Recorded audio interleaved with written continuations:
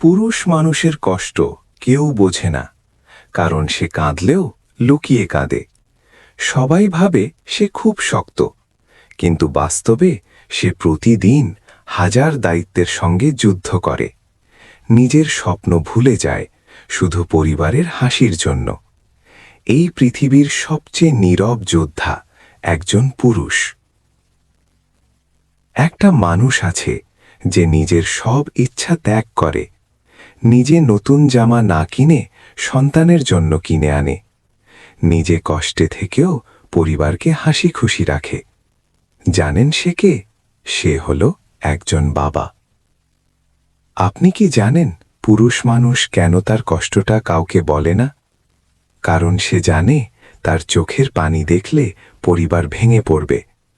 তাই সে হাসে, সব কষ্ট বুকের ভেতর লুকিয়ে রাখে। পুরুষ মানে নীরব দায়িত্ব। একটা ছেলে ছিল, অনেক বড় স্বপ্ন ছিল তার। কিন্তু একদিন পরিবারের দায়িত্ব তার কাঁধে পড়ে। সেই দিন থেকে নিজের স্বপ্নগুলো চুপচাপ হারিয়ে যায়, আর সে হয়ে যায় পরিবারের ভরসা। এই পৃথিবীতে সবচেয়ে অবহেলিত মানুষ কে জানেন? যে কষ্ট করলেও কেউ তাকে জিজ্ঞেস করে না তুমি কেমন আছো। সে কাঁদলেও কেউ দেখে না। সে হলো একজন পুরুষ।